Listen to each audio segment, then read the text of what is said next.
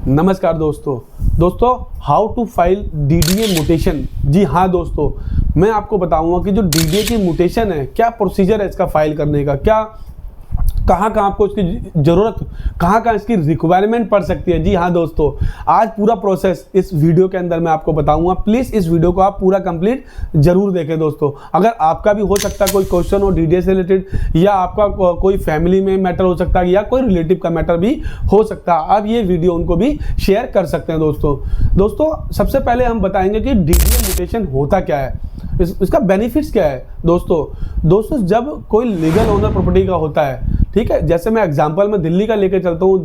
Delhi DDA, Delhi development authority में अगर आपकी कोई प्रॉपर्टी है, आपके पास अलॉटमेंट लेटर है, पोजीशन लेटर है, साइट पोजीशन वगैरह सारे डॉक्यूमेंट आपके पास हैं, ठीक है ना दोस्तों। नो ड्यू सर्टिफिकेट है डीडीए का, सारी डिटेल है आपके पास। और जो लीगल ओनर है, जिसके नाम पे प्रॉपर्टी होती है और उसकी किसी कारणवश मृत्यु हो जाती है दोस्तों, तो बाद में उस प्रॉपर्टी को सेल करना या उसको एक लीगल ओनर उसका बनाना पड़ेगा, क्योंकि लीगल ओनर आज की डेट में तो है नहीं दोस्तों। एक लीगल ओनर बनाने के लिए या प्रॉपर्टी पे आपको लोन चाहिए या प्रॉपर्टी को सेल करना है, तो उसकी म्यूटेशन, डीडीए म्यूटेशन कराना बहुत जरूरी होता है दोस्तों। जो डीडीए म्यूटेशन का जो प्रोसीजर है, सबसे पहले दोस्तों जब फैमिली में किसी की मृत्यु हो जाती है, तो उसके लिए एक लीगल हायर सर्टिफिकेट की जरूरत पड़ती है। कोई इसको लीगल हायर सर्टिफिकेट बोलता है, कई लोग इसको सक्सेशन सर्टिफिकेट बोलते हैं, कई लोग इसको एसएमसी यानी सर्वाइविंग मेंबर सर्टिफिकेट बोलते हैं दोस्तों। लेकिन दिल्ली के अंदर आप इसको कह सकते हैं SMC certificate, surviving member certificate चाहिए होता है। देन उसके बाद एक आर डीड को फ्रेम करना पड़ता है, उसको रेडी करना पड़ता है, उसको ड्राफ्ट करना पड़ता है बहुत सही तरीके से। डीडीए के हर क्लोज को उसके अंदर मेंशन करना पड़ता है। अगर डीडीए का एक भी क्लोज रह गया दोस्तों, फिर वो डीड सारी की सारी आपकी नल और वाइड कहलाई जाएगी, यानी एक तरीके से देखा जाए तो डॉक्यूमेंट सही नहीं है, और कोर्ट के माध्यम से डिपार्टमेंट यानी डीडीए के माध्यम से उस डॉक्यूमेंट को कंसीडर नहीं किया जाएगा। सारे पॉइंट्स, लीगल पॉइंट्स उसके अंदर मेंशन होने चाहिए।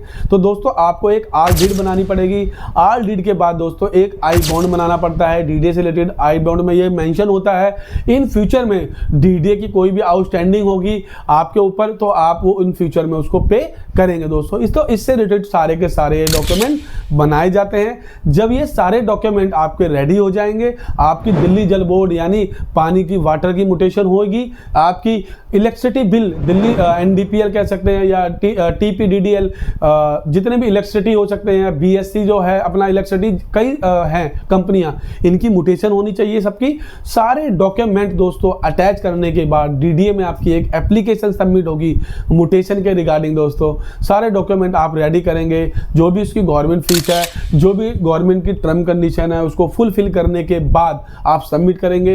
हो सकता है आपके पास कोई ऑब्जेक्शन इशू हो जाए, हो सकता है आपकी एप्लीकेशन को अप्रूव कर दिया जाए। अगर कोई क्वेरी होगी तो डिपार्टमेंट के माध्यम से आपके पास कोई ऑब्जेक्शन भी आ सकता है, लेटर भी आ सकता है, और कभी कभी लेटर नहीं आ सकता, तो आपको भी डिपार्टमेंट जाके अपनी एप्लीकेशन का स्टेटस भी पता करना पड़ सकता है दोस्तों।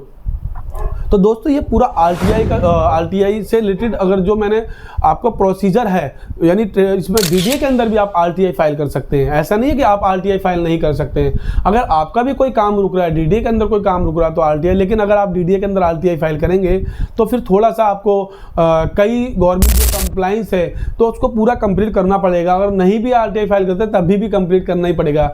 विदाउट लीगल फॉर्मेलिटीज आप जब तक कंप्लीट नहीं करेंगे तब तक आपका काम नहीं होगा दोस्तों।